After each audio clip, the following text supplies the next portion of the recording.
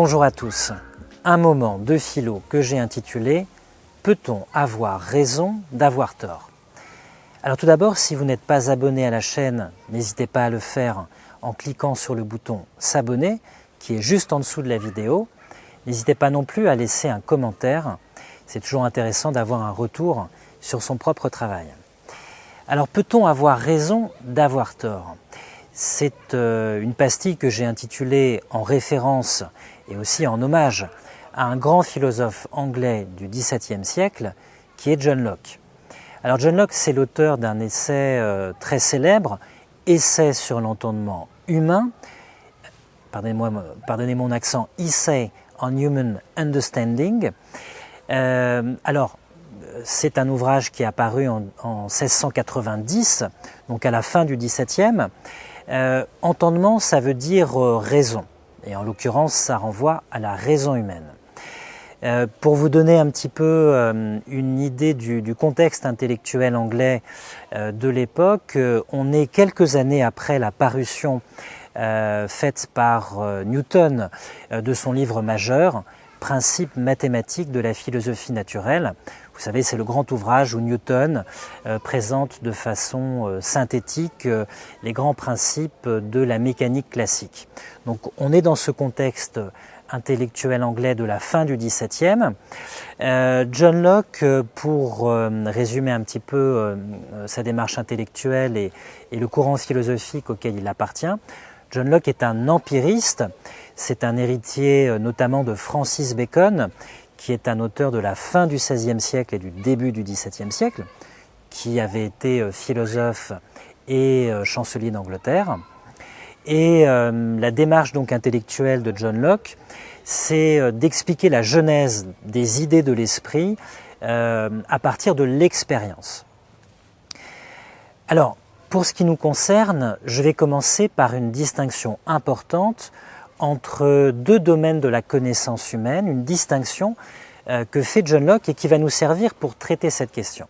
Donc je commence tout de suite par cette distinction, on y va. Alors quelle est cette distinction que fait John Locke entre deux domaines importants de la connaissance humaine ? John Locke distingue entre d'un côté la certitude et de l'autre côté la probabilité. Alors le domaine de la certitude, c'est, pourrait-on dire, le domaine de la connaissance a priori. C'est le domaine de la connaissance qui ne dépend pas de l'expérience sensorielle, sensible, pour être validée. C'est le domaine des mathématiques, ça ne surprendra personne, les mathématiques qui dépendent de la logique, mais c'est aussi pour John Locke le domaine de la morale.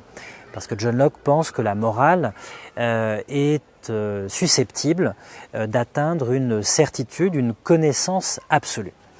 Alors cette certitude, elle repose sur deux sources du savoir humain que sont l'intuition intellectuelle et la démonstration. Alors l'intuition, c'est cette capacité que nous avons de percevoir l'accord ou le désaccord entre deux idées. La démonstration, quant à elle, c'est quelque chose de plus, comment dirais-je, abordable pour les contemporains.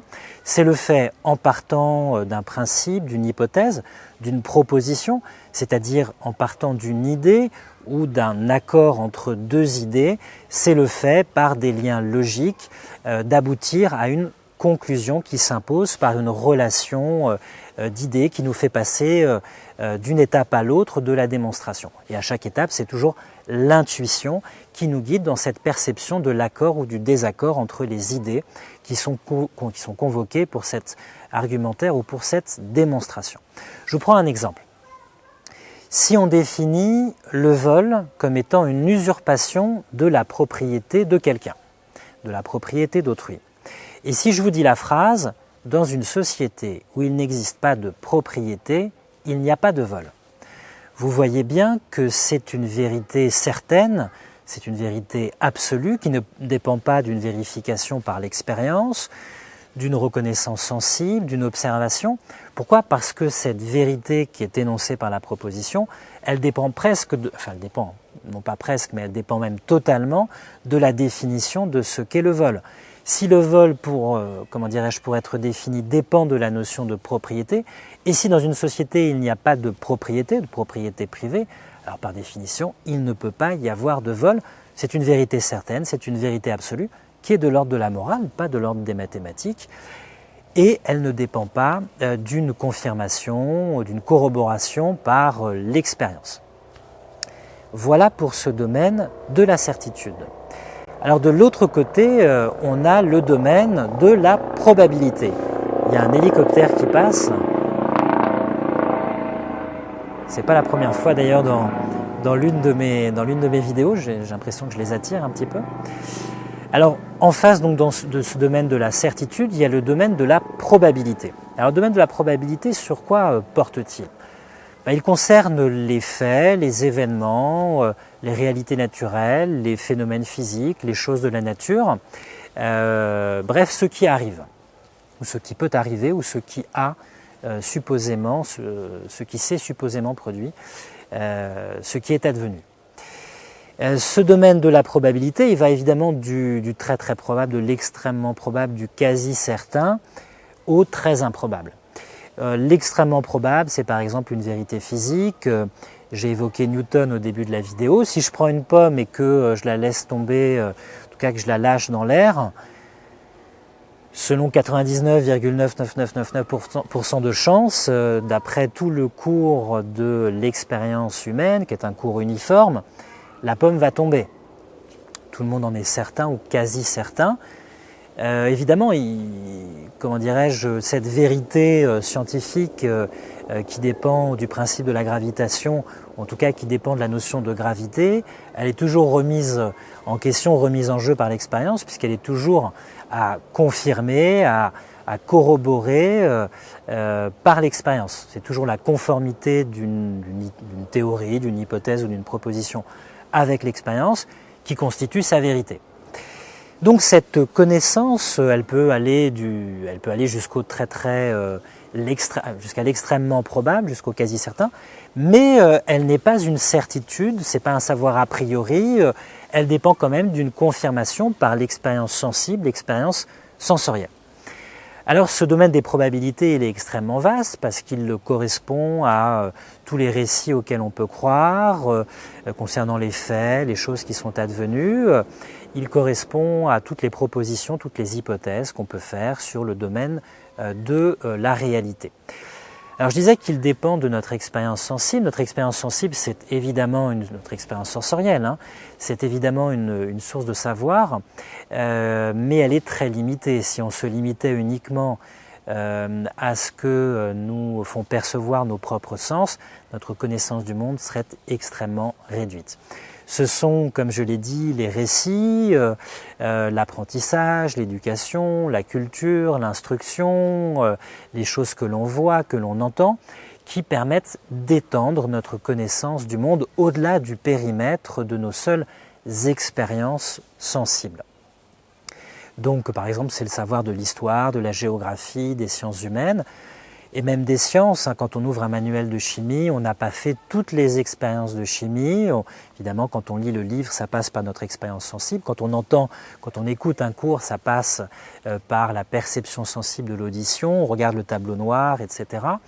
Mais on fait confiance aussi à la personne qui nous enseigne une vérité scientifique pour l'avoir testée, ou en tout cas pour l'enseigner en tant que vérité confirmée, corroborée par l'expérience.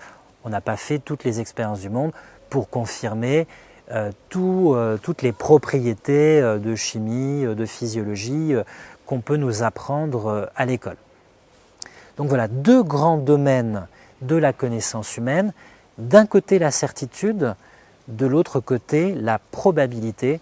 C'est le cadre important qui va nous permettre de traiter cette question: peut-on avoir raison d'avoir tort ? Alors je peux maintenant aborder cette question: peut-on avoir raison d'avoir tort ? Je fais référence à un texte particulier de John Locke qui se trouve dans l'essai sur l'entendement humain. C'est, pour ceux qui veulent aller voir le texte, dans le livre 4, dans le chapitre 15, l'article 5. Alors que nous dit Locke? De quoi nous parle-t-il? Il nous parle de la croyance.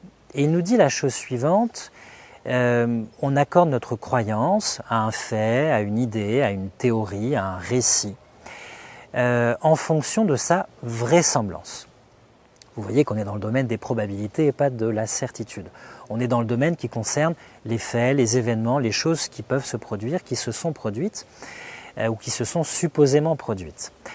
Alors vous allez me dire, d'accord, bon, c'est bien joli d'accorder sa croyance selon la vraisemblance, mais qu'est-ce que ça signifie précisément? Ça signifie que la croyance, c'est une adhésion, c'est un assentiment de l'esprit. C'est un assentiment qui dépend de l'apparence de vérité d'une chose qu'on vous dit, d'une proposition qu'on énonce. Cette vraisemblance, elle n'est autre justement que la probabilité. Plus une chose vous semble probable, plus vous y croyez ou plus vous avez tendance à y croire. Si je vous dis par exemple que ce matin, j'ai croisé, je ne sais pas, Madame le Premier ministre sur le marché. C'est un fait en soi extraordinaire, mais c'est un fait qui reste raisonnablement probable. Si je suis quelqu'un de crédible, vous pouvez m'accorder votre croyance, votre assentiment, ou votre créance, comme on disait encore au XVIIe ou XVIIIe siècle. C'est un mot qui est maintenant un petit peu désuet. Si je vous dis que j'ai lâché une pomme dans l'air et que cette pomme n'est pas tombée, là évidemment ça va être beaucoup plus problématique de me croire, même si vous m'appréciez beaucoup. Donc la croyance, c'est l'assentiment de l'esprit selon la vraisemblance, c'est-à-dire selon la probabilité, au moins la probabilité apparente d'une chose. Cette probabilité apparente, qu'est-ce que c'est? C'est la plausibilité d'une chose. Selon qu'une chose vous apparaît ou non plausible, vous avez tendance à y croire selon un degré d'assentiment qui peut être extrême ou qui peut être mitigé. Alors, comment se fait-il que nous puissions croire des choses qui sont en réalité invraisemblables? Ou comment est-il possible que des personnes puissent croire des choses qui, de notre point de vue, même d'un point de vue objectif, nous apparaissent comme totalement improbables? La réponse de Locke est assez simple. Nous ne croyons, il y a des bruits d'enfants, j'espère que vous arrivez à m'entendre, nous ne croyons jamais dans l'absolu. Nous croyons toujours d'après la probabilité apparente, d'après la vraisemblance d'une chose pour nous. Cette vraisemblance, elle dépend de notre expérience du monde. Elle dépend de notre culture, elle dépend de notre savoir accumulé du monde, de l'histoire qui nous a précédés. Elle dépend de notre instruction, de notre connaissance scientifique du monde. Elle dépend aussi de nos autres croyances. Parfois, on a certaines croyances qui font qu'il est difficile de croire à une chose qu'on nous raconte, et parfois c'est l'inverse, on a des croyances qui nous prédisposent à croire à une chose qui peut paraître à d'autres totalement improbable, mais qui nous apparaissent probables ou en tout cas crédibles, puisque nous croyons déjà à certaines choses qui sont en conformité avec la chose qu'on nous raconte ou la chose qu'on nous propose de croire. Donc voilà, pas de probabilité estimée dans l'absolu, mais toujours une probabilité apparente qui repose sur quelque chose de contingent, qui est l'expérience humaine, la connaissance accumulée du monde, le savoir détenu par la personne, et qui fait que son jugement va être guidé par une somme d'idées qui vont le conduire soit à croire, soit à ne pas croire à la chose qu'on lui raconte ou qu'on lui propose à titre d'hypothèse ou à titre de théorie. Et justement, j'en viens au cœur du problème. John Locke aborde un exemple très célèbre, en tout cas qui est resté célèbre. C'est l'exemple du roi de Siam. Alors, le royaume de Siam, c'est l'ancien nom du royaume de Thaïlande. Le nom Thaïlande n'a été donné qu'au XXe siècle. Et ce roi de Siam, il y a plusieurs siècles, puisque Locke nous raconte cette anecdote pour illustrer son propos à la fin du XVIIe siècle. Donc ce roi de Siam, il y a plusieurs siècles, avait reçu à sa cour un ambassadeur qui venait de Hollande. Et cet ambassadeur venant de Hollande avait raconté au roi de Siam qu'en hiver, dans son pays, donc en Hollande, l'eau devenait si dure du fait du froid, du fait du climat rigoureux, l'eau devenait si dure qu'on pouvait marcher dessus et même faire rouler des carrosses sur des étendues gelées. Vous imaginez bien que le roi de Siam n'avait pas cru l'ambassadeur, l'avait même chassé de sa cour, outré qu'il était qu'on puisse essayer d'abuser de sa crédulité. Alors, que nous dit Locke à ce sujet ? Évidemment, le roi de Siam avait tort. Il avait tort parce que l'ambassadeur hollandais ne faisait que lui décrire le phénomène du gel, le phénomène de la congélation. Et de fait, dans des pays où règne un climat très rigoureux, l'eau peut devenir si dure sur certaines étendues qu'on peut effectivement faire rouler un carrosse.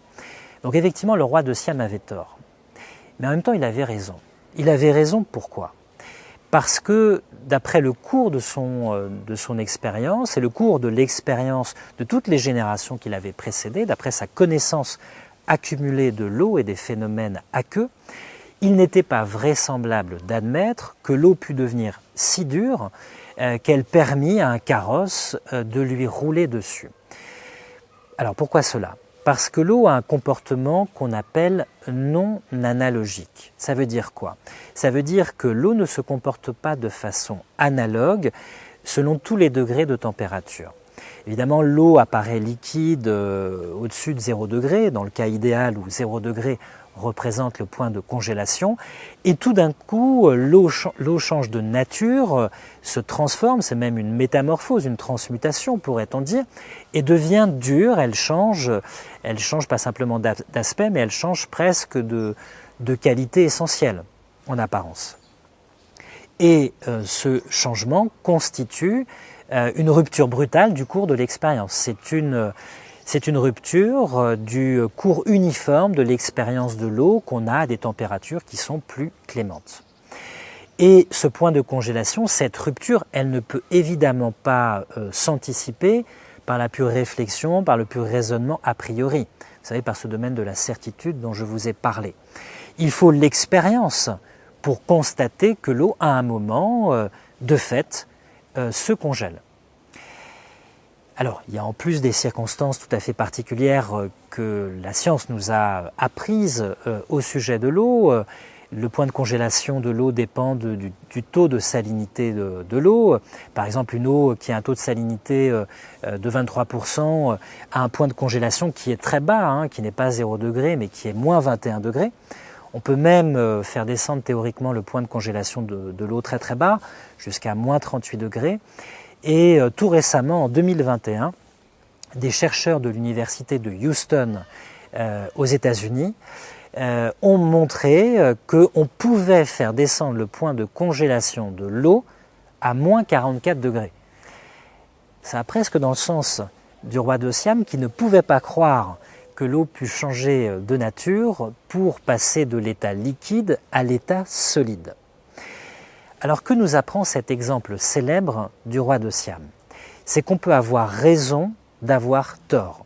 On peut avoir évidemment tort en rejetant une idée, une hypothèse, une théorie, un récit qu'on nous fait concernant une chose du monde ou de l'expérience de quelqu'un qui vient nous témoigner d'avoir assisté à quelque chose. Ou on peut avoir tort aussi en acceptant une certaine idée, une certaine théorie au sujet d'un fait supposément advenu, mais on peut avoir raison de le faire en s'appuyant de façon réfléchie sur son expérience et en raisonnant par une démarche intellectuelle qui est correcte, par une méthode qui est pertinente, soit en adhérant à une théorie, soit en la rejetant. Donc on peut tout à fait avoir tort tout en ayant raison dans sa démarche et en étant raisonnable. C'est toute l'histoire du roi de Siam face à cet ambassadeur de Hollande, qui est un exemple savoureux qui nous est rapporté par Locke dans son essai sur l'entendement humain. Voilà, je pense que c'est une pastille de philo qui aura ravi les personnes qui veulent toujours avoir raison. Il y en a peut-être parmi vous, c'est vrai que c'est dur d'accepter d'avoir tort, C'est Platon qui faisait cette remarque que la philosophie réclame d'être moins attachée à nos idées ou d'avoir un rapport de propriété aux idées, comment dirais-je, auxquelles on adhère, que d'être attaché à la vérité, ce qui suppose parfois de penser contre soi, de renier certaines de ses idées ou de certaines de ses anciennes croyances, ce qui est toujours difficile à faire. Mais en tout cas, pour ceux qui aiment toujours avoir raison, je pense que ça les aura ravis, parce que vous pourrez toujours dire, d'accord, bon, j'ai tort, mais j'ai raison d'avoir tort. Voilà, j'espère que vous avez apprécié. N'oubliez pas de vous abonner à la chaîne. Merci de votre attention et je vous dis à bientôt.